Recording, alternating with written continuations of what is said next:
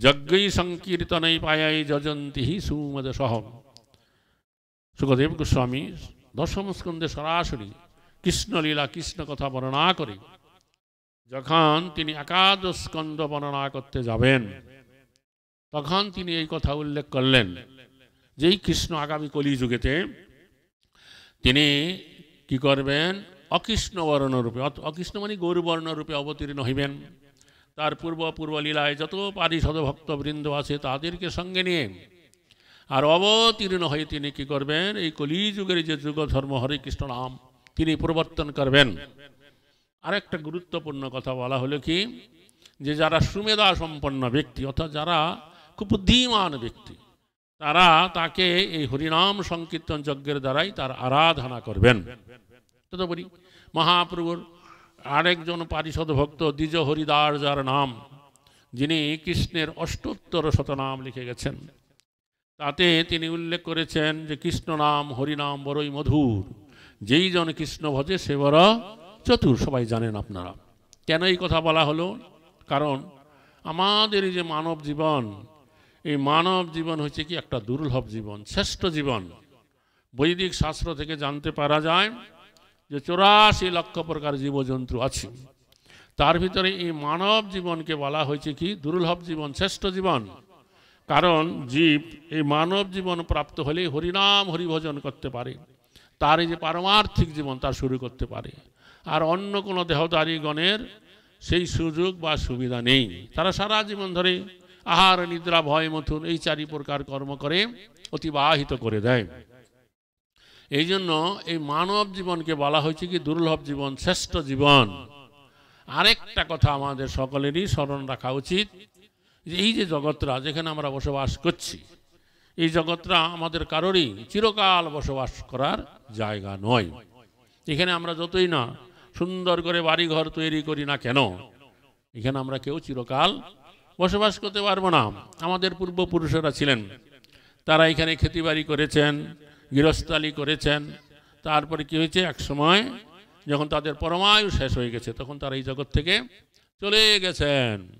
বুঝতে পারছেন? ঠিক তেমনি আমাদেরও যখন সময় হবে তখন আমাদের এই জগৎ থেকে চলে যেতে হবে। এই জগৎ সংসারে যার জন্ম হয়েছে তার মৃত্যু অবধারিত। জন্মিলে মরিতে হবে, অমরকে কথা কবে হাইরে জীবন নদে। বুঝতে পারছেন?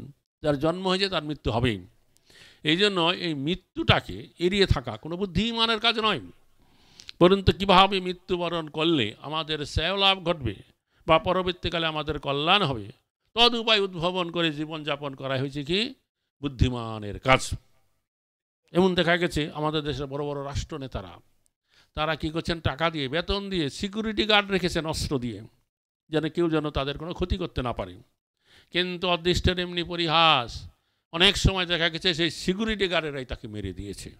হ্যাঁ, তারপরে কেউ যদি নাস্তিক হয়ে যায়, আমি ভগবান টগবান কিছু মানি না, পরজন্ম মানি না, তখন কি হবে, সে ভগবান না মানুক, এক সময় কি হবে, মৃত্যুরূপে ভগবান কি করবে, তার সর্বস্ব কেড়ে নিয়ে যাবে। এই জন্যই মৃত্যুটাকে এড়িয়ে থাকা কোনো বুদ্ধিমানের কাজ নয়। বুদ্ধিমানের কাজ হচ্ছে কি করে জীবন, কি করে মৃত্যুবরণ করলে আমাদের শ্রেয় লাভ ঘটবে বা পরবর্তীকালে আমাদের কল্যাণ হবে, তদ উপায় উদ্ভাবন করে জীবনযাপন করা হয়েছে কি বুদ্ধিমানের কাজ। ভগবদ্গীতাতে ভগবান শ্রীকৃষ্ণ বলেছেন যে জং জং বাপি শরণং ভাবং ত্যজবন্তে কলেবরম তং তমেব ইতি কন্তেয় সদা তদ ভাব ভাবিত। অর্থাৎ অন্তিমকালে মানে মৃত্যুর সময়ে যেই প্রকার চিন্তা করে বা ভাবনাযুক্ত হয়ে তার এই কলেবর মানে এই দেহত্যাগ করবেন, তার চিন্তা অনুসারে তার গতি হবে, মানে পরবর্তী জীবন গঠিত হবে। এখন এই জগৎ সংসার মাঝে আমরা যত মানুষ আছি, আমরা প্রত্যেকেই কোনো না কোনো একটা বিষয়ের প্রতি আমাদের এই চিত্তবৃত্তিটা আসক্তি আছে। কীরকম, কেউ তার এই যে বাড়ি ঘর বিষয় সম্পদ তার প্রতি আসক্ত আছেন কি না?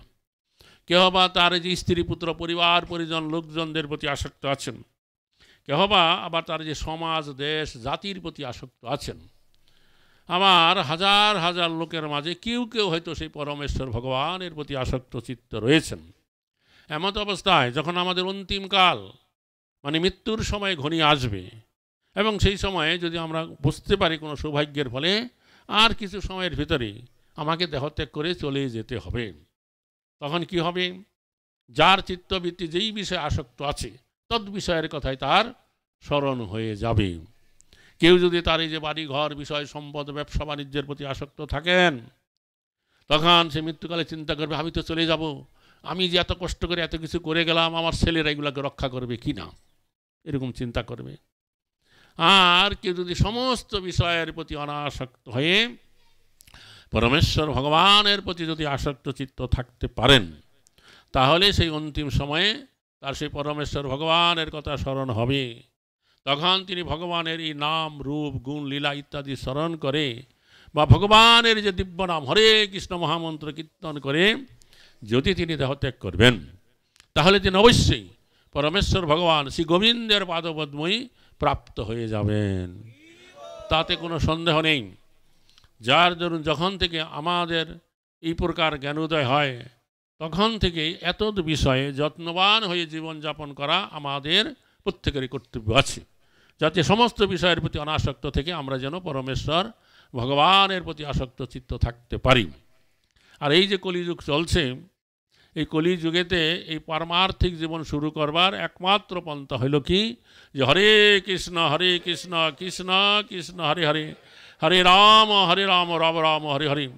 এই হরে কৃষ্ণ মহামন্ত্র কীর্তন করে ভক্তিযোগের মাধ্যমে পরমেশ্বর ভগবানের যদি আমরা আরাধনা করব, তাহলে আমাদের এই যে মানব জীবন তা সার্থক হবে, বুঝতে পারছেন, এবং ধন্য হয়ে যাবে। তো আবার স্বয়ং ভগবান ব্রজেন্দ্রনন্দন শ্রীকৃষ্ণ তিনি এই কলিযুগেতে তিনি সবার সদে অবতীর্ণ হয়ে নিজে এবং তার এই ভক্তগণের দ্বারা আচরণ করিয়ে শিক্ষা দিলেন কি করে এই কলিহত জীব তারা ভগবানের শরণাগত হয়ে তার এই নাম গ্রহণ করতে পারবেন, বুঝতে পারছেন। এবং এইভাবে তিনি জীবনযাপন করছেন, শিক্ষা দিলেন। এবং মহাপ্রভু একা আসেন নাই, তার পূর্ব লীলায় যত পারিষদ ভক্তবৃন্দ আছে তাদেরকে সঙ্গে নিয়ে তিনি অবতীর্ণ হইলেন, বুঝছেন। এবং নিজে এবং তার এই পারিষদ ভক্তবৃন্দের দ্বারা আচরণ করিয়ে তিনি শিক্ষা দিলেন কি করে এই কলিহত যে ভগবানের শরণাগত হয়ে তার নাম তারা করতে পারবেন। তো মহাপ্রভু বাল্যকাল থেকেই তিনি কি করেছেন, সবার কাছে হরিনাম করেছেন। শিশুকালে নিমাইয়ের রূপে যখন ছিলেন তখন সে কান্না করত, তখন পাড়া প্রতিবেশী রমণীর আসত, নিমাই কেন কান্না করে। তখন একদিন এক মহিলা হরি বল বলেছেন, সঙ্গে সঙ্গে নিমাই হাসছে। তখন তারা বুঝতে পারলেন হরিনাম শুনলে নিমাই হাসে। তখন যখনই নিমাই কান্না করতেন তারা এসে হরিবোল হাতে তালি দিয়ে এই হরিবোল হরে কৃষ্ণ নাম করতেন। এইভাবে তিনি নাম প্রচার করেছেন, বুঝতে পারছেন। তারপরে আমাদের এই ভক্তঙ্গ যাজন করবার জন্য একাদশী করা প্রত্যেকেরই কর্তব্য আছে, বুঝতে পারছেন। তার বাল্যকালে তার মাকে শিক্ষা দিচ্ছেন একাদশীতে অন্ন না খাইবে। সতীমাতা বলেন ভালোই কহিলা, সেই দিন হইতে সতী একাদশী করিতে লাগিলা, বুঝতে পারছেন। আজকে হচ্ছে কি একাদশী, মুখ্যাদা একাদশী। তো আপনাদের এইখানে এই যে কি সট্টিল একাদশী না, তো এই যে এখানে এই যে জগন্নাথ মন্দির আছে, জগদীশ পণ্ডিত এই জগন্নাথকে পুরীধাম থেকে আনয়ন করেছেন। তো এই যে জগদীশ পণ্ডিত এবং হিরণ্য পণ্ডিত তারা দুই ভাই এই মায়াপুরের দক্ষিণ দিকে তারা বাস করতেন। তো একাদশী দিনে ভক্তদের নিয়ম হচ্ছে তারা একাদশী উপবাস করবেন। যারা না করতে পারবেন তারা এই ফল মূল জল দুধ ঘি কিছু শাকসবজি এরকম কিছু তারা খেতে পারেন। এটাকে অনুকল্প বলা হয়, প্রসাদ বলা হয় না। তো কিন্তু ভগবানের জন্য তারা কি করেন, নানাবিধ উপাচার নৈবেদ্য প্রস্তুত করে ভগবানকে নিবেদন করেন। সেই প্রসাদ তারা গ্রহণ করেন না, পরের দিন তারা গ্রহণ করেন, বুঝতে পারছেন। তো এই শিশু নিমাই যখন ছোট্ট ছেলে ছিলেন তখন এই হিরণ্য পণ্ডিত এবং জগদীশ পণ্ডিত তারা তাদের গৃহে এই বিষ্ণুর জন্য নৈবেদ্য প্রস্তুত করছিলেন। তো এই শিশু নিমাই কি করে তা জানতে পারলেন, কেউ জানে না। সে তখন কান্না করছে। তখন সবাই বলছে তুমি কেমন কান্না করছো কেন? তখন নিমাই বলছেন যে আজকে জগদীশ পণ্ডিত এবং হিরণ্য পণ্ডিত তারা কি করেছে, অনেক নৈবেদ্য প্রস্তুত করছে ভগবান বিষ্ণুর জন্য। আমি যদি সেই নৈবেদ্য প্রাপ্ত হব তাহলে আমি শান্ত হব। তখন তারা তো সচিমাতা মাথায় হাত দিয়েছে কপালে, যে হায় হায়, এই শিশু কি করে জানলো যে তাদের বাড়িটা আমাদের বাড়ির থেকে অনেকটা দক্ষিণ দিকে, তারা এরকম নৈবেদ্য প্রস্তুত করেছে। তখন তারা হায় হায় করছে সকালে। তখন এই কথা কি করে জগদীশ পণ্ডিত হিরণ্য পণ্ডিত জানতে পারলেন।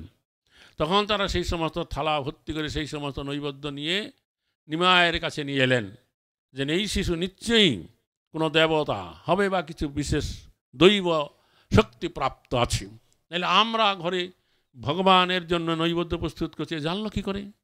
তারা এসে শিশুকে তখন তা খাওয়ালো। অর্থাৎ এই যে নৈবেদ্য ভগবানকে খাওয়ায়, ভগবানের জন্য একাদশী নাই, একাদশী তার ভক্তদের জন্য, ভক্তরা একাদশী করবেন।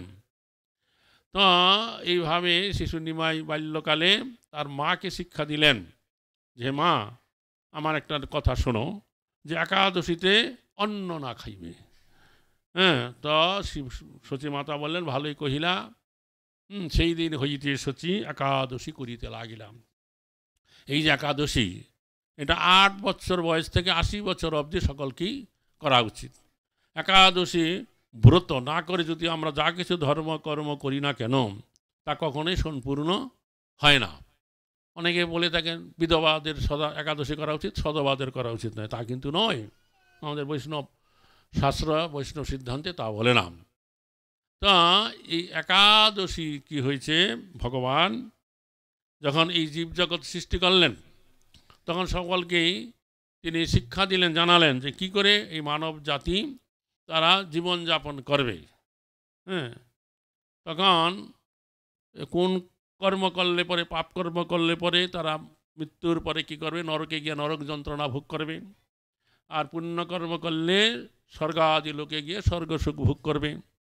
এইভাবে বিধান তিনি দিলেন। তখন মানুষ কি করলো, বহু মানুষ এই পাপ কর্ম করে নরকে যেতে লাগলো, কষ্ট পেতে লাগলো। তখন তাকে নিবেদন করা হলো যে এই যে মানুষ যারা ভুলবশত পাপকর্ম করে ফেলে, তারা কি কর্ম করলে পরে এই উদ্ধার হতে পারবে। তখন ভগবান কি করেছিলেন, তিনি এই একাদশী ব্রত রূপে আবির্ভূত হইলেন। তো ভগবানের সাথে, ভগবান এবং ভগবান নাম হচ্ছে অভিন্ন, আরেকটা ব্যাপার আছে তা ভগবানের সাথে অভিন্ন, সে হচ্ছে একাদশী তিথি। একাদশী তিথিতে তিনি বিধান দিলেন, এই দিন যখন একাদশী ব্রত আসবে তখন এই যে পাপকর্ম যত আছে তারা এই খাদ্যশস্যে অবস্থান করবে। এই জন্য একাদশীতে কোনো খাদ্যশস্য গ্রহণ করতে নাই। বোঝা গেল যে চাল, গম, যব, তৈলবীজ, ডাল বীজ এই সমস্ত কোনো কিছু খেতে নাই। এই সমস্ত স্থানে পাপ অবস্থান করে। কেউ যদি একাদশীর দিনে এই সমস্ত খাদ্য খাবে তাহলে তার সমস্ত প্রকার পাপ কর্মের ফল তাকে ভোগ করতে হয়। তখন থেকে লোকেরা কী করলো, তারা এই একাদশী ব্রত আসলে একাদশী ব্রত পালন করে একেবারে বৈকুণ্ঠ ধাম, ভগবত ধামে চলে যেতে লাগলো। তখন একটা পাপ পুরুষ ছিল, তাকে বিভিন্ন পাপ কর্মের ফল দিয়ে তৈরি করা হয়েছিল। সে তখন আইসা কান্না করতে লাগলো ভগবান বিষ্ণুর কাছে, যে আপনি আমাকে সৃষ্টি করেছেন, এখন এই একাদশী ব্রত আসলে আমি যে কোথায় থাকবো তার স্থান আমি পাই না। সর্বত্র একাদশীর প্রভাব বিস্তার করেছে, জীব সকালে একাদশী পালন করে বৈকুণ্ঠাদি ধামে চলে যাচ্ছে। তো আমার গতি কী হবে? আমাকে আপনি সৃষ্টি করেছেন, আমাকে যদি রক্ষা করতে চান তাহলে একটা উপায় বলুন। তখন ভগবান বললেন, হে পাপ পুরুষ, তুমি শোনো, তুমি একাদশী ব্রত আসলে পরে কি করবে, এই খাদ্যশস্যে অবস্থান করবে। এই দিন যারা খাদ্যশস্য খাবে তারা সমস্ত প্রকার পাপ কর্মের ফল তাদের ভোগ করতে হবে। তখন থেকে এই একাদশী তিথিতে যদি কেউ খাদ্যশস্য গ্রহণ করে তার সমস্ত প্রকার পাপ কর্মের ফল তাকে ভোগ করতে হয়। এই জন্য একাদশী ব্রততে কোনো কিছু পাপ এই খাদ্যশস্য গ্রহণ করতে নাই। তো একাদশী ব্রত যারা পালন করবেন তারা কোনো রকম পাপ কর্ম ফল তাদের ভোগ করতে হয় না। আর এই একাদশী ব্রত করলে আরেকটা ব্যাপার ভালো হয়, কি আমাদের এই একাদশী থেকে আরম্ভ করে পরে যে পূর্ণিমা বা অমাবস্যা তিথি আছে, এদিন দেখবেন একটা জোয়ার আসে, সে আমার দেহে তো এরকম একটা জোয়ার আসে। এটা শুরু হয় এই একাদশী তিথি থেকে। যারা একাদশী ব্রত পালন করবেন প্রথম দিন, তাদের দেহেতে যে রসবাত রোগ আছে এটা কম হবে, তো কম হবে। আর আমাদের বৈষ্ণবরা একাদশী ব্রত করেন কেন? কারণ একাদশী ব্রত করলে পরে ভক্তি লাভ হয়। এটা হচ্ছে পরম কথা। শরীর স্বাস্থ্য ভালো থাকবে, তারপরে আর হচ্ছে ভক্তিলভ্য হয়ে যাবে। একাদশী ব্রত না করে যে কোনো ধর্মকর্ম করুক না কেন, তার কোনো ফল সে প্রাপ্ত হবে না। তো যাই হোক, তেমনি আজকে সেই একাদশী ব্রত আপনাদের এই যে জগদীশ পণ্ডিত বাল্যকালে এই একাদশী ব্রত করেছেন, এবং মহাপ্রভু যেহেতু স্বয়ং ভগবান, তিনি ভগবানের জন্য কিন্তু নাই। আমাদের মায়াপুর মন্দির, অন্যান্য মন্দিরে ভক্তরা একাদশী ব্রত করে, কিন্তু ভগবানের জন্য অন্য ডাল সবজি নৈবেদ্য নিবেদন করা থাকে, বুঝতে পারছেন? পরের দিন সকালে তারা খায়। আর মহাপ্রভু যখন নীলাচল ধারণে অবস্থান করছিলেন, তখন একদিন যে জগন্নাথের রথযাত্রা উৎসব হয়ে যাওয়ার পরে 300-400 ভক্ত যারা এই বঙ্গদেশেতে যেতেন, তারা 4 মাস সেখানে থাকতেন। তো সেই সময়ে যখন একদিন, যেটা জগদানন্দ পণ্ডিতের যে প্রেম বিবর্ত গ্রন্থ আছে তাতে উল্লেখ করা আছে, তখন কী করল, মহাপ্রভু বললেন যে আজকে হচ্ছে হরিবাসর একাদশী তিথি। কেউ হরিনাম করো, কেউ সংখ্যা নাম করো, কেউ গীতা ভাগবত পাঠ করো, কীর্তন করো। আজ একাদশী ব্রত তোমরা কি করো, রাত দিন এই হরিনাম গুণগানে দিন রাত অতিবাহিত করো। তখন কেউ হরিনাম করতে লাগলেন, কেউ কীর্তন করতে লাগলেন, কেউ শাস্ত্র আলোচনা করতে লাগলেন। এমন সময় এক ভক্ত কী করলেন, জগন্নাথের অনেক প্রসাদ সেখানে নিয়ে এলেন। তখন মহাপ্রভু বললেন, এই প্রসাদ কী করো, প্রণাম করে প্রসাদকে ঢেকে রাখো সুন্দর করে। তখন সবাই প্রণাম করে ঢেকে রাখলো। এভাবে সারাদিন এই একাদশী ব্রত করে দিন রাত জেগে তারা একাদশী ব্রতন করলেন। মহাপ্রভু বললেন, তোমরা তাড়াতাড়ি সমুদ্রে স্নান করে আসো। ভক্তরা যখন সমুদ্রে স্নান করে এলেন, তখন মহাপ্রভু নিজা হস্তে সেই যে জগন্নাথের প্রসাদ তা সবার হাতে হাতে দিতে লাগলেন। তারা তা গ্রহণ করলেন। একাদশী ব্রতের পারণ হলো। একাদশী ব্রত করলে পঞ্জিকাতে লেখা থাকে কতটার থেকে কতটা সময়ের ভিতরে একাদশী ব্রতের পারণ করতে হয়, খাদ্যশস্য গ্রহণ করতে হয়। তখন ভক্তরা ওই প্রসাদ নিয়ে হাত ধুয়ে মুখ দিয়ে মহাপ্রভুর কাছে একটা কথা জিজ্ঞাসা করলেন, আচ্ছা প্রভু, আমরা যে ক্ষেত্রবাস করছি, ক্ষেত্রবাসে আমাদের ভয় লাগছে কেন? বলে শ্রীক্ষেত্রে একটা কথা এরকম প্রচলিত আছে, পান্ডারা বলে থাকে যে একাদশী এই শ্রীক্ষেত্রে একাদশী ব্রত নাই। আমরা একাদশীকে জগন্নাথ মন্দিরের পিছনে আমরা বেঁধে রেখেছি, এখানে যত প্রসাদ তোমরা খেতে পারো। এই কথা মহাপ্রভু ভক্তরা বললেন। এই জন্য এই ক্ষেত্রবাসে একাদশী আসলে আমরা ভয় পাই। তা আপনি শ্রীমুখে বলুন যে একাদশী আসলে পরে আমরা কি করতে পারি। কারণ জগন্নাথের প্রসাদ অন্য, ক্ষেত্রে সর্বকালম অন্য, পাইলেই করিয়ে ভক্ষণ। জগন্নাথপুরীতে একটা নিয়ম আছে, জগন্নাথের প্রসাদ যদি কেউ দেয় তাহলে সেটা নিতে হয় এবং খেতে হয়। যদি তাকে না নেওয়া হবে, না খাওয়া হবে, তাহলে অপরাধ হয়ে যাবে। তাই পান্ডারা যখন একাদশীর দিনেও প্রসাদ দেয়, ওটা অনেকে তারা বলে যায় একাদশী নাই, তোমরা খাও। তো আমরা কি করতে পারি? তখন মহাপ্রভু বললেন, দেখো এই ক্ষেত্রবাসী যদি তোমাদের কাছে কেউ জগন্নাথের প্রসাদ নিয়ে আসে, তোমাদের হাতে প্রসাদ দেয়, তাইলে সেই প্রসাদ তোমরা হাতে নিবে, প্রণাম করে সেই প্রসাদটা রেখে দেবে, বুঝতে পারছো? তারপরে একাদশী ব্রত পালন যেমন করো সেরকম করবে। পরের দিন স্নান আদি কার্য করে সেই প্রসাদ দ্বারা কী করবে, একাদশী ব্রতের পালন করবে। তাইলে একাদশী ব্রত তোমার রক্ষা হলো, আর প্রসাদেরও সম্মান রক্ষা করা হলো। বোঝা গেল? এইভাবে করতে হবে। তবু একাদশী যদি ব্রতভঙ্গ হয় তাহলে এটা ভক্তি অঙ্গে হানি ঘটে। কাজেই এই শ্রীক্ষেত্রবাসে এইভাবে একাদশী কথার ব্রতের পালন করার কথা মহাপুরু তার শ্রীমুখে ভক্তগণের কাছে বললেন। যা প্রেম বিবর্ত গ্রন্থে জগদানন্দ পণ্ডিত তা বর্ণনা করলেন। বুঝতে পারছেন? হরে কৃষ্ণ কৃষ্ণ কৃষ্ণ হরে হরে, হরে রাম রাম রাম হরে হরে, নিতাই গৌর সীতানাথ প্রেমানন্দে হরি হরি বল। তো এই আমাদের এই যে একাদশী ব্রত সে তো করতেই হবে সবাইকে। একাদশী ব্রত না করলে কোনো ফল পাওয়া যাবে না, যতই আমরা ধর্মকর্ম যাই কিছু করি না কেন। তো মহাপ্রভু যে কথা আমরা আলোচনা করছিলাম যে আমাদের এই যে মৃত্যু সেটা অবধারিত, বুঝতে পারছেন, মৃত্যুটাকে রোধ করা যাবে না। তাই আমাদের চিন্তা করা উচিত যে কী করে জীবনযাপন করলে আমাদের এই শ্রেয় লাভ ঘটবে, পরবর্তীকালে কল্যাণ হবে। আমরা এই কলিযুগের যুগ ধর্মই হচ্ছে হরিনাম সংকীর্তন। মহাপ্রভু স্বয়ং নিজে এবং তার পারিষদ ভক্তবৃন্দের দ্বারা আচরণ করিয়ে তা শিক্ষা দিয়ে গেছেন। সেই হরিনাম আমাদের জপ করতে হবে, কীর্তন করতে হবে এবং আর কি করতে হবে, ভক্তিযোগের মাধ্যমে পরমেশ্বর ভগবান শ্রীকৃষ্ণের আরাধনা করতে হবে। তো মহাপ্রভু নিজে এবং তার এই পারিষদ ভক্তবৃন্দের দ্বারা আচরণ করিয়ে শিক্ষা দিলেন। মহাপ্রভু স্বয়ং এই নবদ্বীপে গঙ্গার তীরে অবতীর্ণ হইলেন। তার এই যে পারিষদ ভক্তবৃন্দ তারা এই বঙ্গদেশের বিভিন্ন স্থানে তারা অবতীর্ণ হইলেন, আর তাদেরকে আকর্ষণ করিয়ে আনয়ন করে তাদেরকে নিয়ে মহাপ্রভু হরিনাম সংকীর্তন করলেন। আর এই সমস্ত ভক্তরা যেই যেখানে বসতি করেছেন তারা সেখানে কি করেছেন, তাদের শৈব বিগ্রহ স্থাপনা করে সেবা প্রকাশ করেছেন। এই স্থানসমূহকে বলা হয়েছে শ্রী গৌরমণ্ডল ভূমি। তো আমাদের পূর্ববর্তী বৈষ্ণব আচার্য ছিল নরোত্তম দাস ঠাকুর মহাশয়, তার একটা কীর্তনের পদে বলেছেন যে গৌরমণ্ডল ভূমি যে বা জানে চিন্তামণি তার হয় ব্রজভূমি বাস, আর গৌরাঙ্গেরও সঙ্গীগণে নিত্য সিদ্ধ করিমানে সে যায় ব্রজেন্দ্র সুত পাস। অর্থাৎ মহাপ্রভুর এই পারিষদ ভক্তবৃন্দরা তারা যেই যেখানে বসতি করলেন তারা তাদের শৈব বিগ্রহ স্থাপনা করে সেবা প্রকাশ করেছেন। তো এই স্থানসমূহকে বলা হয়েছে গৌরমণ্ডল ভূমি।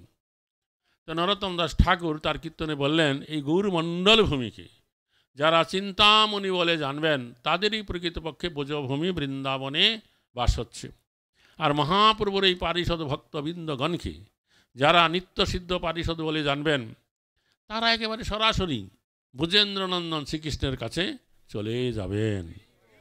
তো আপনাদের এই যে নদিয়া জেলা এটা সম্পূর্ণটা এই গৌরমণ্ডল ভূমির অন্তর্গত আছে।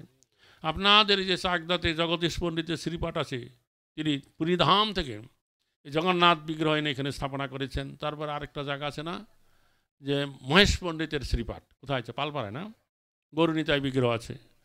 তারপরে আপনাদের এইখানে এই যে বিষ্ণুপুর আছে চাকদা চৌরাস্তার থেকে বনগাঁ যাওয়ার পথে, ওখানে আছে মাধবেন্দ্র পরিবাদের শ্রীপাঠ, বুঝতে পারছেন। স্থানটা প্রায় লুপ্ত হইতে চলছিল, এখন ইস্কন ওইটা গ্রহণ করেছে, আশা করি কিছু হবে ওখানে। মাধবেন্দ্র পরিবাদের আবির্ভাব হয়েছে কোথায়, সিলেট জেলা, বাংলাদেশ। আর ওখান থেকে এসে তিনি এখানে বসতি করেছেন। এখানে তার একটা পুত্র ছিল যার নাম ছিল বিষ্ণু দাস, মানে তার নাম অনুসারে ওই জায়গাটার নাম হচ্ছে বিষ্ণুপুর, বুঝতে পারছেন। তারপরে এখান থেকে উনি গৃহত্যাগ করে সন্ন্যাসী হয়ে দেশে দেশে ঘুরে বেরিয়েছেন, বুঝতে পারছেন। তারপরে আর কোথায় আছে আপনাদের নিকটবর্তী স্থান, শান্তিপুর আছে, বুঝতে পারছেন। শান্তিপুরে অদ্বৈত আচার্যের সাথে মাধবেন্দ্র পরিপাদের লীলা আছে। মাধবেন্দ্র পরিপাদ বৃন্দাবনে গিয়েছিলেন এবং সেখানে তিনি গোপাল প্রকট করেছেন। গোপাল স্বপ্নে তাকে আদেশ করলেন যে হে মাধব, যে আমার এই যে গ্রীষ্মকাল তাপ দূর হয় না, তুমি জগন্নাথপুরীতে গিয়ে মলয়জ চন্দ্র সংগ্রহ করে নিয়ে আসো আর তা ঘষে আমার অঙ্গে লেপন করো, তাইলে আমার তাপ দূর হবে। তখন মাধবেন্দ্র পরিপাদ সেই বৃন্দাবন থেকে চলতে চলতে এই শান্তিপুরে এলেন। শান্তিপুরে তিনি এত প্রেমিক ভক্ত ছিলেন, আকাশের ওই নীল মেঘ দেখে তার প্রেম উদয় হয়ে যেত কৃষ্ণের গাত্রবর্ণের মতন। এইরকম মহাপ্রেমিক ভক্তি দেখতেন। এইরকম লোকের সাথে সমস্ত লোক হচ্ছে ভগবত বহির্মুখী লোক, কারো কাছে কৃষ্ণ কথা আলোচনা করবো এমন কোনো লোক নাই। তার মনে হয় যেন এই লোক সমাজ থেকে বনে জঙ্গলে গিয়ে বসে থাকি। তো এখানে লোক যখন শান্তিপুরে এলেন তখন অদ্বৈত আচার্য গোসাই তাকে দেখে বুঝতে পারলেন এই তো মহাপ্রেমিক ভক্ত। তখন তাকে দণ্ডবোধ প্রণাম করে তার সেবা করলেন এবং তার কাছ থেকে তিনি দীক্ষামন্ত্র মেগে নিলেন। অদ্বৈত আচার্য মাধবেন্দ্র পরিপাদকে গুরুত্বে বরণ করলেন। তারপরে মাধবেন্দ্র পরিপাদ এখান থেকে আবার তিনি পুরীতে যাত্রা করলেন। যাওয়ার পথে তিনি রেমুনায় গিয়েছিলেন। সেখানে সুন্দর গোপীনাথ সুন্দরভাবে সেবকরা সেবা পূজা করেন। দেখে তার ইচ্ছা হলো যে এই যে সেবকেরা কীভাবে এই গোপীনাথের সেবা করে, কি কি ভোগ লাগায়, তার জানবার ইচ্ছা হলো। তখন সেবকের বিবরণ বললেন, সেবার বিবরণ বললেন, আর বললেন রাত্রিবেলা এখানে 12 ভাণ্ড ক্ষীর ভোগ দেওয়া হয়, অমৃত কিলো যার নাম। এইরকম ক্ষীরভোগ পৃথিবীতে আর কোথায়ও লাগে না। 12টা মাটির ভাণ্ডে ভর্তি করে ক্ষীর গোপীনাথকে দেওয়া হয়। এই কথা শুনে মাধবেন্দ্র পুরীবাদের একটা বৃত্তি ছিল, অযাচিত বৃত্তি। তিনি কারো কাছ থেকে কোনো কিছু চাইতেন না। কেউ যদি অযাচিতভাবে মানে না চাইতে যদি কিছু তাকে দিত তাই খেতেন। তাও আবার কি, যেই জিনিস চিবাইয়া খাওয়া যায় না, যে দুধ, শরবত, ডাবের জল, ক্ষীর, দই, এরকম জিনিস যদি দিত তাই তিনি খেতেন, নতুবা না খেতেন। কেউ যদি কিছু না দিত কোনো দিন খেতেন না। তখন ওই যে ক্ষীর ভোগের কথা শুনে তার একটু ইচ্ছা হলো কি যে এই অযাচিতভাবে এরা যদি আমাকে একটু ক্ষীর প্রসাদ দিত, সেই ক্ষীরের স্বাদ জেনে সেই রকম ক্ষীর প্রসাদ তৈরি করে আমি এই গোপালকে ভোগ লাগাতে পারতাম। এরকম তিনি চিন্তা করলেন মনে মনে। তৎক্ষণাৎ তার মনে পড়ে গেল, হায় হায়, আমার তো অযাচিত বৃত্তি, এখন আমার ক্ষীর প্রসাদ খাওয়ার বাসনা হয়ে গেল, আমার এই অযাচিত বৃত্তিটা নষ্ট হয়ে গেল। তিনি নিজেকে অপরাধী মনে করলেন। তারপরে গোপীনাথের আরতি দর্শন করে তিনি নিকটস্থ একটা হাট আছে, সে হাটে বসে হরিনাম করতে লাগলেন। আর এই দিকে কী হয়েছিল, সেই সমস্ত পূজারীরা গোপীনাথের ভোগ সরায়ে নিজেরা তাকে বিশ্রাম দিয়ে নিজেরা প্রসাদ পেয়ে যখন বিশ্রাম করছিলেন, তখন প্রধান যে পূজারী আছে তাকে গোপীনাথ স্বপ্নে দেখা দিলেন। বলেন, হে পূজারী, তুমি ওঠো, আমি এক সন্ন্যাসীর জন্য এক ক্ষীর ভাণ্ড আমার ধরার আসলে আমি লুকিয়ে রেখেছি, আমার মায়ায় তুমি দেখতে পাওনি। তুমি উঠে এই ক্ষীর ভাণ্ড নিয়ে হাটে বসে আছে মাধব সন্ন্যাসী, তাকে এই ক্ষীর প্রসাদ দাও। তখন এই স্বপ্ন দেখে তো সে অবাক হয়ে গেল, তাড়াতাড়ি উঠলেন। ওইটা পূজারী ঘরে গিয়ে দেখলেন সত্যি গোপীনাথের ধরার আসলে এক ভাণ্ড ক্ষীর আছে। তখন সেই ক্ষীর প্রসাদ বের করে আবার ঠাকুরকে শয়ন দিয়ে সেই ক্ষীর ভাণ্ড হাতে নিয়ে তিনি হাটে গিয়ে হাঁক দিলেন, রে মাধব, কার নাম মাধব। তখন মাধবেন্দ্র পরিবার নিজের পরিচয় দিলেন। সে বললে, তোমার মতন ভাগ্যবান কেউ নাই, স্বয়ং গোপীনাথ তোমার জন্য ক্ষীর ভাণ্ড চুরি করে রেখেছে, তুমি এই ক্ষীর ভাণ্ড নিয়ে খাও। তখন সে মাধবেন্দ্র পরিবার সেই ক্ষীর ভাণ্ড নিয়ে সেখানে ভক্ষণ করলেন, আর সেই ভাণ্ডটা ভেঙে তার কাপড়ের আঁচলে বেঁধে নিলেন। প্রতিদিন এক টুকরা করে খেলেই তার প্রেম উদয় হতো। তারপরে তিনি চিন্তা করলেন, এই যে গোপীনাথ আমার জন্য ক্ষীর চুরি করে রেখেছে, এটা পরের দিন সকালবেলা লোকরা এই কথা বলা বলি করবেন, আর বহু মানুষ আমাকে দর্শন করতে আসবে, প্রণাম করবে, আমার তখন প্রতিষ্ঠা হবে। তখন তিনি কী করলেন, তাড়াতাড়ি এই সেখান থেকে হাট থেকে এই শেষ রাত্রে গোপীনাথের উদ্দেশ্যে প্রণাম করে একাকে সেখান থেকে নীলাচলে চলে গেলেন। নিতাই গৌর প্রেমানন্দে হরি হরি বল। তখন থেকে এই গোপীনাথের নাম হয়ে গেল ক্ষীরচোরা গোপীনাথ। বুঝতে পারছেন? ব্যাপার হয়েছে, এই জগতে কাউকে যদি চোর বলা হয় সে খুব দুঃখ পায়, রেগে যায়, আমাকে চোর বলছে। চোরকেও চোর বলা যাবে না। কিন্তু ভগবান তার ভক্তের কাছে এই চোরা নামে প্রসিদ্ধ আছে। বুঝতে পারছেন? ক্ষীর চুরি করলো, তার নাম হয়ে গেল ক্ষীরচোরা গোপীনাথ। মাখন চুরি করেছে, তাই নাম হলো মাখন চোরা। হ্যাঁ, ননী চোরা নাম রাখে যত এক গোপিনী।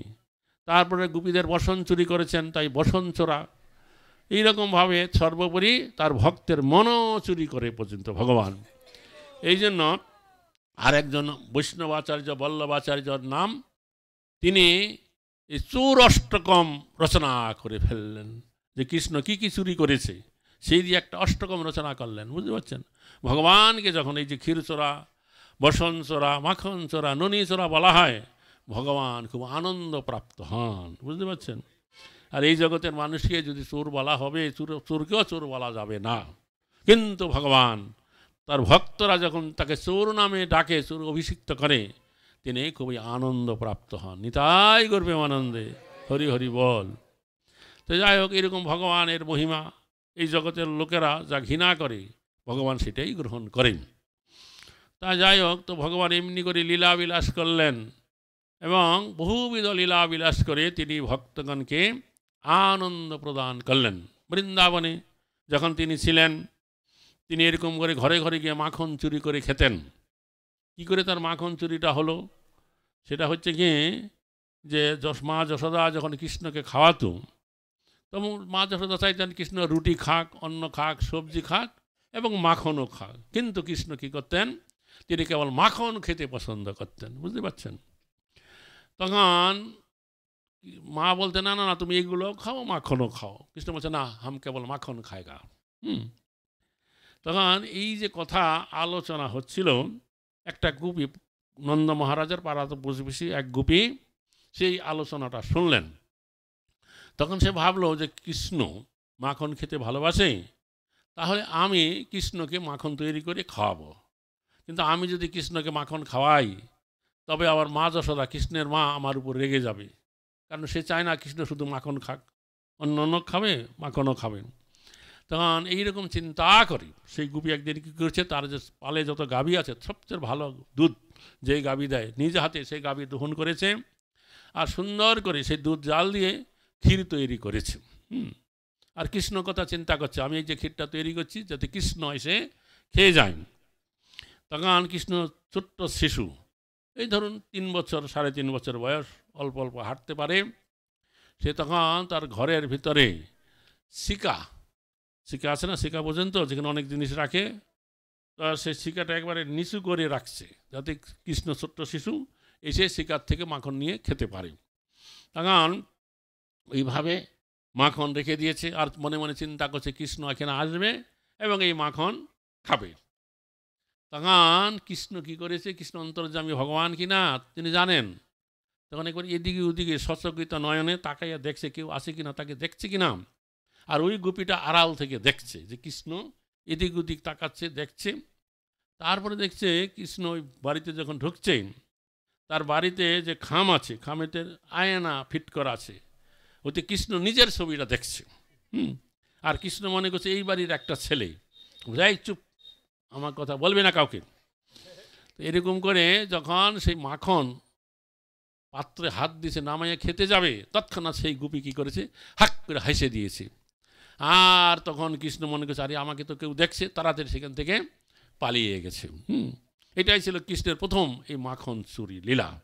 মাখন চুরি করতে এলো, কিন্তু চুরি করা হলো না। বুঝতে পারছেন? এইভাবে কৃষ্ণ তার সখাদেরকে নিয়ে তিনি মাখন চুরি করে বেরিয়েছেন। তারপরে গোপীকাগণের বসন চুরি করেছেন, কিনা করেছেন, যেন তার নাম হলো ননী চোরা, বসন চোরা, নানা রকম ব্যাপার। তো যাই হোক, এইভাবে বহুবিধ লীলা করে তিনি কী করেছেন, গোপিকাগণকে, ব্রজবাসীগণকে আনন্দ প্রদান করে গেছেন। তো বলছেন যে সেই লীলাময় হরি এসেছে নদিয়াপুরী, রাধার প্রীতি লয়ে লয়ে বুকে। তো ব্রজলীলা ছিল কি, এই মাখন চুরি, বনে বনে দৌড়াদৌড়ি, ছুটাছুটি, গাছের ফল চুরি করে খাওয়া, দৌড়াদৌড়ি, ছুটাছুটি। আর এই যে নদের লীলা হলো কি, মহাপুরুষ লীলা করলেন, সে যে হরিনাম কীর্তন করে কান্নাকাটি, একেবারে গড়াগড়ি। বুঝতে পারছেন? এইভাবে এই নদের লীলা হলো। এই গৌরে তিনি সেই সমস্ত পারিষদ ভক্তবৃন্দকে সঙ্গে নিয়ে এই বঙ্গদেশে অবতীর্ণ হইলেন এবং হরিনাম সংকীর্তনে একবারে গড়াগড়ি কান্নাকাটি করলেন। বোঝেতে মাখন চুরি করে খেয়েছেন, বনে বনে ফল খেয়েছেন, আর এই নদে এসে তিনি এই কান্নাকাটি গড়াগড়ি করলেন। আর নানা রকম অন্ন ব্যঞ্জন সবজি তিনি আচ্ছাদন করলেন। এই যে শান্তিপুরে সন্ন্যাস গ্রহণ করবার পরে মহাপ্রভু যখন এসেছিলেন, সচিমাতাকে আনা হয়েছিল নদিয়ার থেকে, মায়াপুর নবদ্বীপ থেকে। সচিমাতা রান্না করলেন। চৈতন্য ভাগবত, চৈতন্য চরিতামৃতে উল্লেখ করা আছে যে সচিমাতা অদ্বৈত আচার্য গোসাই বিভিন্ন উপকরণ সংগ্রহ করেছিলেন, আর সচিমাতা সেখানে 20 রকমের শাক রান্না করেছেন। বুঝতে পারছেন? এবং তিনি খেতে বসেছেন, ভক্তরা পরিবেষ্টিত হয়ে বসছে, এক এক রকমের শাক তিনি খাচ্ছেন, আর সেই শাকের গুণ বর্ণনা করছেন যে এই শাক খেলে পরে সমস্ত প্রকার ব্যাধি দূর হয়ে যায়, এই শাক খেলে পরে কৃষ্ণে ভক্তি প্রাপ্ত হওয়া যায়। বোঝা গেল? এইরকম করে করে এক এক শাক খাচ্ছেন ভক্তরা। মহাপ্রভু শাকের প্রতি এইরকম প্রীতি দেখে তারা খুবই আনন্দিত হইলেন। বোঝা গেল? যে অবুনা অচ্যুত শাক, যেই শাক কেউ চাষ করে না, লাগায় না, বাড়ির আশেপাশে হয়ে থাকে, তা তুলে যে রান্না করছে তাকে বলা হয় অবুনা অচ্যুত শাক। বোঝা গেল? যেমন যে টোটা গোপীনাথী,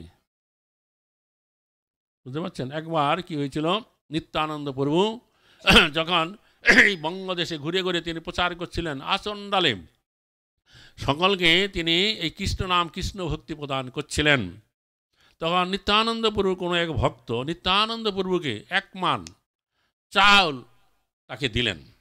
1 মানে 1 ধামা হতে পারে, বা 5 কেজি হতে পারে, বা আগের দিনে যে বেতের আছে না তৈরি করা, ওই দিয়ে মেপে দিত। তো 1 ধামা চাল দিয়েছিলেন। নিত্যানন্দ প্রভু সেই চাল নিজে না খেয়ে বাড়ির ভিতরে খুব যত্ন করে রেখে দিলেন। তারপরে প্রতি বছর জ্যৈষ্ঠ মাসে যখন ভক্তরা নীলাচলে যেতেন, নিত্যানন্দ প্রভু সেই চাল তার কোনো ভক্ত শিষ্য দ্বারা বহন করিয়ে নীলাচলে নিয়ে গেলেন। তারপর সেখানে যাওয়ার 2-1 দিন পরে নিত্যানন্দ প্রভু কী করেছিলেন, সেই চাল নিজে হাতে ধরে টোটা গোপীনাথে চলে গেলেন। টোটা গোপীনাথে গদাধর পণ্ডিত সেখানে সেবা করতেন গোপীনাথের। তো সেখানে গিয়ে তিনি গোপীনাথকে দর্শন করলেন এবং গদাধর পণ্ডিতকে বললেন, গদাধর দেখো খুব ভালো চাল, এই চাল তুমি পাক করে কী করো, এই গোপীনাথকে ভোগ লাগাবে। তো সেই চালের পুটুলি গদাধর পণ্ডিত খুলে দেখছে, খুব সুন্দর চাল। তখন গদাধর পণ্ডিত হেসে বলছেন, হে প্রভু, তুমি এই চাল কোথায় পেলে? এই রকম চাল তো বৈকুণ্ঠে স্বয়ং লক্ষ্মী ঠাকুরানী নারায়ণের জন্য রান্না করে। তো ঠিক আছে, আজকে আমি এই চাল পাক করে গোপীনাথকে ভোগ দেব, তুমি মধ্যাহ্নকালীন সময়ে এখানে আসবে এবং প্রসাদ গ্রহণ করবে। তখন নিত্যানন্দ প্রভু তার কিছুক্ষণ পরে চলে এলেন। তারপর দুপুরবেলা নিত্যানন্দ প্রভু স্নান আদি কার্যাদি করে তিনি একাকী টোটা গোপীনাথে চলে গেলেন। গিয়ে দেখছেন গোপীনাথের ভোগ হয়েছে, গদাধর পণ্ডিত আরতি করছেন। আরতি হয়ে যাওয়ার পরে গোপীনাথকে শয়ন দিয়ে সেই ভোগের প্রসাদ বাইরে আনেছেন। আর সেদিন গদাধর পণ্ডিত কী রান্না করছিলেন, সেই চাল তো রান্না করেছেন, ডাল, অন্য ব্যঞ্জন, সবজি রান্না করেছেন। তার মধ্যে এক শাকের কথা উল্লেখ করা আছে, যে টোটা গোপীনাথের বাগান বাড়িতে যেই শাক কেউ চাষ করে না, লাগায় নাই, যাকে বলা হয়েছে অবুনা অচ্যুত শাক, তা তুলে আনলেন। সেই শাক রান্না করেছেন। সেই শাকে কি দিয়েছেন, ওই টোটা গোপীনাথের বাগান বাড়ির আশেপাশে যে তেঁতুল গাছ আছে, সে কচি তেঁতুল পাতা তুলে বেটে সেই শাকেতে দিয়েছেন। আর লবণ দেয় নাই, কী দিয়েছেন, লবণের পরিবর্তে সমুদ্রের নোনা জল দিয়েছে। বুঝতে পারছেন? তাই দিয়ে রান্না করে ভোগ দিয়েছেন। তারপরে যখন ভোগ সরাইয়ে সে শয়ন দিয়ে তারা দুইজনে বসে সেইখানে বসে প্রসাদ গ্রহণ করবেন, এমন সময় হঠাৎ মহাপ্রভু সেখানে এসে উপস্থিত। আর মহাপ্রভুকে দেখে তারা দুইজন গদাধর নিত্যানন্দ হাসতে লাগলেন। তখন মহাপ্রভু বলেন, কেন গদাধর? যে নিত্যানন্দ প্রভুর আনিত তুণ্ডল, গদাধরের রন্ধন, আর কি গোপীনাথের প্রসাদ, এতে আমারও ভাগ আছে। তখন তারা 3 জনে বসে সেই প্রসাদ সেখানে বসে গ্রহণ করলেন। নিতাই গৌর আনন্দে হরি বল। এই লীলাটা চৈতন্য ভাগবতমের একবারে শেষের দিকে আছে, গদাধরের কানন বিহার, চৈতন্য ভাগবত আছে, মানে পড়ে দেখবেন। হরে কৃষ্ণ কৃষ্ণ কৃষ্ণ হরে হরে, হরে রাম হরে রাম, এরকম মধুর মধুর ভগবানের লীলা কথা বহু পরিমাণে আছে, আপনারা শুনবেন। তো আপনারা মহাপ্রভুর যেই নির্দেশ দিয়ে গেছেন সেই নির্দেশ অনুসারে জীবনযাপন করবেন, অর্থাৎ হরিনাম হরিভজন করবেন সপরিবারে। এই জন্যই আমাদের পূর্ববর্তী বৈষ্ণব আচার্য ভক্তিবিনোদ ঠাকুর এই নামহট্ট প্রচারের ব্যবস্থা করেছেন। নামহট্ট প্রচার হচ্ছে তাদের জন্য যারা ব্রহ্মচারী সন্ন্যাসীগণে না স্থায়ীভাবে মঠে মন্দিরে বাস করতে পারেন না, যারা তাদের স্ত্রী পুত্র আদিকে নিয়ে নিজ নিজ গৃহে আছেন, তারা যাতে করে নিজ নিজ গৃহে অবস্থান করে শ্রীমন মহাপ্রভু শিক্ষানুসারে এই ভগবত ভক্তিপূর্ণ জীবনযাপন করতে পারেন, তার একটা পথ প্রশস্ত করে দেওয়া। বোঝা গেল? সাধারণত আমাদের দেশে গায়ের মানুষের মাঝে একটা কথা প্রচলিত আছে, তারা অনেক সময় অনেককে বলে থাকেন যে সংসার ধর্ম হচ্ছে বড় ধর্ম, কিন্তু বাস্তবিক পক্ষে কী প্রকার সংসারকে যে বড় বলা হয়েছে তদ্বিষয়ে অনেকেরই একটা স্পষ্ট ধারণা নেই। তো ছিল রূপ গোস্বামী পাদ এতদ বিষয়ে আলোকপাত করেছেন। তিনি 2টি কথা বলেছেন, এক হচ্ছে গৃহস্থ আর এক হচ্ছে গৃহমেদী। অর্থাৎ এই যে আপনি সংসার ধর্ম পালন করবেন, তার একটা কেন্দ্র থাকা চাই, যে কাকে কেন্দ্র করে আপনি সংসার ধর্ম পালন করবেন। রূপ গোস্বামী পাদ উল্লেখ করলেন, যারা নিজের গৃহ আর গৃহে অবস্থিত স্ত্রীকে কেন্দ্র করেই যারা এই সংসার ধর্ম পালন করছেন, তাদেরকে গৃহস্থ বলা হয়নি, তাদেরকে বলা হলো গৃহমেধী। আর গৃহস্থ বলা হয়েছে কাকে? সেই যে পরমেশ্বর ভগবান শ্রীকৃষ্ণ, তাকে কেন্দ্র করে যারা এই সংসার ধর্ম পালন করছেন, তারা তাদের গৃহের একটি কক্ষেতে সেই পরমেশ্বর ভগবান শ্রীকৃষ্ণের শ্রীবিগ্রহ স্থাপনা করবেন। তাকে কেন্দ্র করে তিনি সংসার যাত্রা নির্বাহ করবেন। বোঝা গেল? আর তার এই যে বাড়ি ঘর বিষয় সম্পদ যা কিছু আছে, তার সমস্ত কিছুর মালিক এই পরমেশ্বর ভগবান শ্রীকৃষ্ণকে বলে জানবেন। নিজেকে এই পরমেশ্বর ভগবানের দাস বলে মনে করবেন। তিনি মনে করবেন এই হচ্ছে কৃষ্ণের সংসার, আমি তার বিষয়ী প্রহরী মাত্র। আর তার স্ত্রী পুত্র পরিবার পরিজন যারা আছে, তাদেরকেও সেই পরমেশ্বর ভগবান শ্রীকৃষ্ণের দাসদাসী রূপে জেনে তৎ অনুরূপ ব্যবহার তিনি তাদের সাথে করবেন। আর শাস্ত্রে যা অনুমোদন করা হয়েছে, যেমন চাল, ডাল, আটা, ময়দা, সুজি, শাকসবজি, ফলমূল এবং দুগ্ধ জাতীয় দ্রব্যাদি দ্বারা তৈরি করা খাবার প্রস্তুত করে প্রথমেই ভগবান শ্রীকৃষ্ণের উদ্দেশ্যে নিবেদন করে তার প্রসাদ রূপে তিনি তা গ্রহণ করবেন। প্রসাদ শব্দের মানে হলো কি? ভগবানের কৃপা, করুণার দান। এইভাবে তিনি প্রসাদ গ্রহণ করবেন। আর প্রতিদিন সকাল সন্ধ্যায় তার স্ত্রী পুত্র পরিবার পরিজন আদিকে নিয়ে সেই পরমেশ্বর ভগবানের প্রীতিবিধানের জন্য হরিনাম কীর্তন করবেন। এইভাবে যিনি জীবনযাপন করছেন বা করতে পারেন, তাকে বলা হচ্ছে গৃহস্থ। গৃহস্থ কথাটার মানে হলো যে কি, যে গৃহেতে স্থিত থেকে যিনি পরমেশ্বর ভগবান শ্রীকৃষ্ণের সেবা করছেন, ভজনা করছেন। এইরকমভাবে সংসার যে করবে, এটার মায়ার সংসার থাকবে না, এটা হয়ে যাবে কৃষ্ণের সংসার। ভক্তিবিনোদ ঠাকুর নামহট্ট কীর্তনে বলেছেন যে কৃষ্ণেরও সংসার করো সারি অনাচার। অনাচার কি জানবে? কি সংসারটা হচ্ছে কৃষ্ণের, আমার নয়, আমি সেবক মাত্র। অনাচার হচ্ছে যেমন আমিষ আহার করা, নেশাগ্রস্ত হওয়া, নেশা করা, জুয়া তাসপাশা খেলা এবং অবৈধ সঙ্গ করা, অবৈধভাবে মিলামেশা করা। এই চারটা হচ্ছে পাপ কর্মের স্থান। শ্রীমদ্ ভাগবতমে প্রথম স্কন্ধে পরীক্ষিত মহারাজ কলিকে এই চারিটা পাপ কর্মস্থানে থাকবার জন্য স্থান দিয়ে গেছেন। আমিষ আহার, নেশা, দ্রুত ক্রিয়া এবং অবৈধ সঙ্গ করা। এই সমস্ত স্থানে কলি অবস্থান করে, কলি এই সমস্ত স্থানে অবস্থান করে মানুষকে সত্য, ন্যায় এবং ধর্মের পথ থেকে বিচ্যুত ঘটায়, পরম দুঃখের মধ্যে নিমজ্জিত করে। আবার অপর দিকে যে ধর্ম আছে, ধর্ম আবার চারিটা স্তম্ভের উপরে নির্ভর করে অবস্থান করে। সেই চারিটা স্তম্ভ হচ্ছে সত্য, দয়া, তপ এবং শৌচ। এখন আমাদের সমাজে ভিতরে যদি কেউ আমিষ আহার করবেন, তখন কি হবে? তার হৃদয় থেকে ধর্মের যে একটা স্তম্ভ দয়াবৃত্তিটা নষ্ট হয়ে যাবে। আর যেখানে মানুষ নেশাগ্রস্ত হবে, জুয়া মানে মদ, গাঁজা, আফিং, চরস ইত্যাদি সেবন করবে, তখন ভগবানকে প্রাপ্ত হতে গেলে কিছুটা তপ করার যোগ্যতা থাকা দরকার। সেই যে ধর্মের যে অপর স্থান তপস্যা করা, তপস্থান, সেটা কী হবে? নষ্ট হয়ে যাবে। আর যেখানে জুয়া খেলার আড্ডা বসে মানুষ, সেখানে কি করে? কপটতার আশ্রয় গ্রহণ করে। তখন ধর্মের যে অপর একটা স্তম্ভ সত্যবৃত্তি, সেটা নষ্ট হয়ে গেল। আর যেখানে পুরুষ মানুষ স্ত্রী লোক অবৈধভাবে মেলামেশা করবে, তাদের ধর্মের শেষ স্তম্ভ যে সুচিতা, সেটা নষ্ট হয়ে যায়। এই জন্য আমাদের এই গরীয় বৈষ্ণবগণের কাছে যখন কেউ আসে, উপদেশ আদি প্রার্থনা করে, তাদেরকে হরিনাম করার সাথে সাথে জানিয়ে দেওয়া হয় যে এই চারি প্রকার পাপ কর্ম থেকে বিরত থাকতে হবে। কোনো রকম আমিষ আহার নয়, নেশা নয়, জুয়া তাসপাশা খেলা নয় এবং অবৈধ কামক্রিয়া করা চলবে না। এই চারিটা পাপ কর্ম থেকে বিরত থাকলে পরে ধর্মের এই যে চারিটা স্তম্ভ সত্য, দয়া, তপ, শৌচ, তা সুরক্ষিত থাকবে। আর এহেন ব্যক্তি যখন হরিনাম করবেন, হরিনাম করতে করতে এক সময় তার জিহ্বায় নিরপরাধে হরিনাম উচ্চারিত হবে। আর নিরপরাধের নাম লইলে পায় প্রেমধন। নিরপরাধে যখন কেউ হরিনাম করবেন, প্রেমধন লাভ হয়ে যাবে। আর অপরাধযুক্তভাবে নাম করলে কি হবে? কোটি জন্ম করে যদি রাম ও সংকীর্তন, তথাপি না পায় বোঝে বোঝেন্দ্র নন্দন। নিতাই গর্বে আনন্দে হরির বল। হরে কৃষ্ণ কৃষ্ণ কৃষ্ণ হরে হরে, হরে রাম রাম রাম হরে হরে। নিতাই গর্ষিতানাথ প্রেমানন্দে হরে হরি বল, বল হরি।